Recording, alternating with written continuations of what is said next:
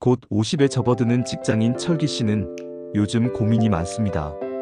이번에 중학교에 진학하는 딸이 공부 욕심이 있어요. 공부에 관심이 없는 것보다는 낫겠지만 지금도 사실 학원비를 내느라 저축이 잘 안 되고 있거든요. 목동에 있는 학원에 추가로 더 다니고 싶다고 하는데 집안 사정상 힘들다는 말을 어떻게 하나요? 자산은 집 하나 밖에 없는데 집을 줄이고 대출도 받아서 지원을 해줘야 하나 고민이 많이 됩니다. 이러다가 노후 준비는 할 수 있을지 막막하기만 합니다. 이렇게 생각하는 사람도 있을 겁니다. 사교육에 돈을 안 쓰면 되지 않나 라고 말이에요. 이런 사람들에게 콧방귀를 뀌면서 이야기하겠죠. 너가 과연 그럴 수 있나 보자 라고요. 자녀에 관한 것은 이성적으로 합리적으로만 판단할 수 있는 것이 아니지요. 이런 사람들은 아직 자녀가 없거나 미취학 아동을 키우고 있을 확률이 높습니다. 자녀가 중학생만 되어도 남들만큼 사교육을 시키려면 저축이 거의 안 되는 것이 현실이고요. 고등학생 자녀를 둔 가정은 수많은 집들이 적자입니다.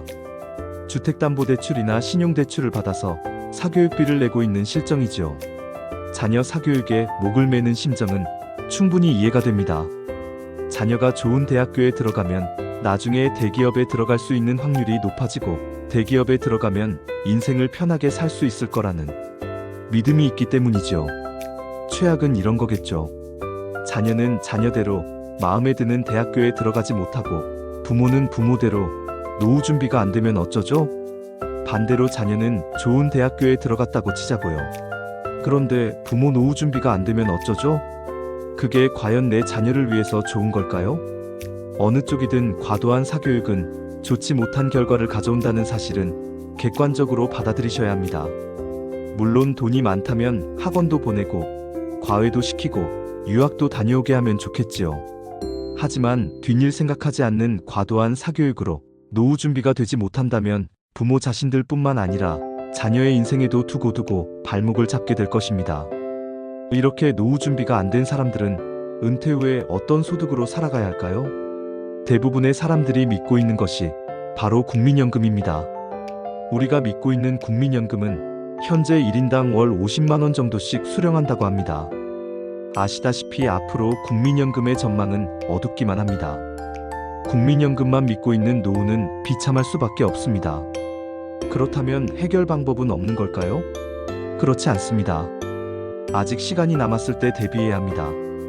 이 영상을 통해 조금이라도 경각심을 가지고 변화할 수 있기를 바랍니다. 무언가를 깨달은 후에는 깨닫기 전으로 절대 돌아가지 못합니다. 이 영상이 여러분의 삶에 작은 깨달음이 되어 긍정적으로 삶이 변화하기를 진심으로 바랍니다. 우리의 인생은 참 소중합니다. 제 인생도 소중하고 이 영상을 보고 계시는 구독자분의 인생도 너무나도 소중합니다. 원래 남의 인생에는 관심이 크게 없을 수 있지만 개별적으로 들어가 보면 모두가 자신만의 희노애락을 가지고 소중한 시간을 살아가고 있기에 각자의 인생은 참 소중합니다. 구독을 통해 같이 고민하는 인연이 되었으면 좋겠습니다. 내용 이어가겠습니다. 가장 중요한 것은 지출보다 수익이 큰 구조를 반드시 만들어야 한다는 겁니다. 열심히 살고 있으니 어떻게든 되겠지라고 하는 안일한 생각으로 이 지경까지 온 겁니다. 근본적으로 들어가 보자고요. 지출보다 수익이 큰 구조를 만들기 위해서는 셋 중에 하나를 하면 될 것입니다. 첫째, 지출을 줄이거나, 둘째, 수익을 늘리거나, 셋째, 지출은 줄이고 수익은 늘리는 방법이 있습니다. 첫 번째, 지출을 줄인다는 것은 허리띠를 졸라매고 무조건 아끼는 방법도 있겠지만 너무 광범위합니다.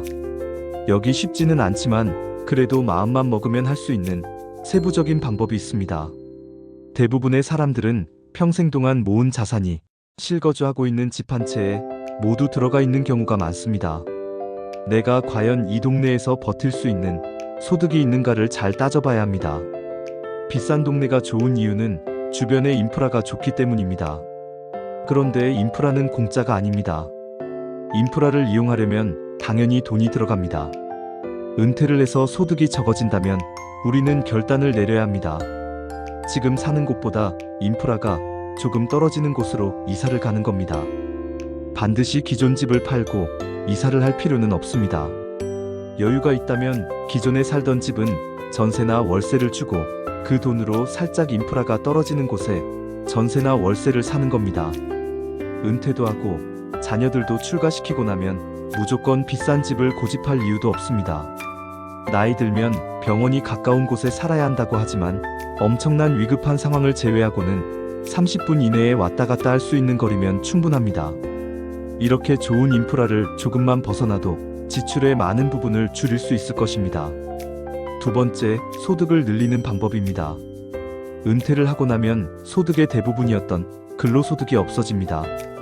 이 상황은 미래에 반드시 발생하는 현실이고 우리는 은퇴 후에도 30년에서 40년을 더 살아야 할 수도 있습니다.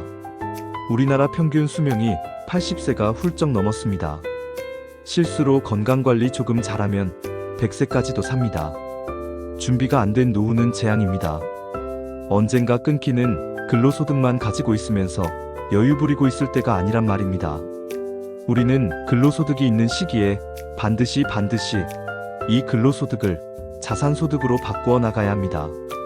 주식을 잘한다면 주식을 해도 됩니다. 부동산을 잘한다면 부동산을 해도 됩니다. 여기에서 가장 중요한 것은 잃지 않아야 한다는 겁니다. 투자라고 하는 것은 분명 잃을 수도 있는 리스크를 떠안는 것이 기본이지만 공부와 경험을 통해 최대한 안전하게 할 수 있는 방법들이 있습니다. 부족한 지식과 경험으로 돈은 벌고 싶어서 어떻게 하다 보면 될 것도 같은데 하는 애매모호한 검증이 안 된 방법으로 투자를 하니까 소중한 내 돈을 잃는 겁니다. 우선은 열심히 공부하고 배워서 기준을 잡은 후에 소중한 내 돈을 지켜나가시기 바랍니다. 투자 방법에 대해서 지금 이야기하면 영상이 너무 길어질 것 같기에 추후에 차근차근 영상을 제작해 보도록 하겠습니다. 개념 정도만 간단히 말씀드리면 어떤 투자를 하든지 대응을 할 수 있는 상황을 늘 만들어 놓아야 합니다. 오를 것 같아서 떨어질 것 같아서 라는 논리는 실제 투자에서는 크게 도움이 되지 못합니다. 정확히는 떨어져도 되고 올라도 된다.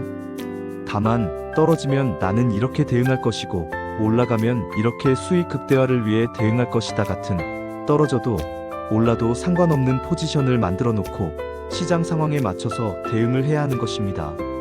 구독하시고 알림 설정을 해주세요. 제 나름대로의 노하우들을 정리해서 나중에 모두 풀도록 하겠습니다.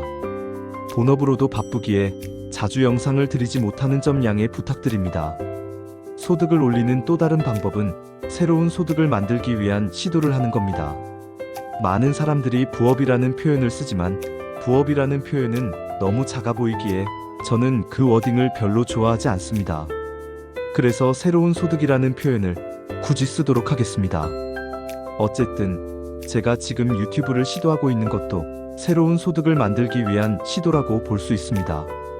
아직은 많이 부족하지만 경험이 쌓이고 꾸준한 시간이 흐르면서 점점 실력이 늘 것이고 결국에는 소득을 창출하게 될 것임을 믿어 의심치 않습니다. 새로운 소득을 만드는 방법은 수도 없이 많습니다.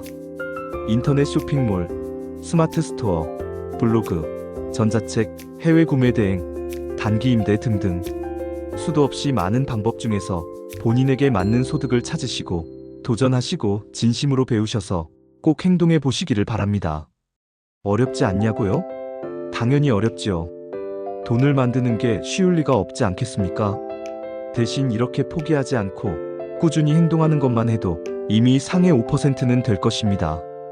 위에 말씀드린 지출도 줄이고 소득도 늘린다면 금상첨화겠지요.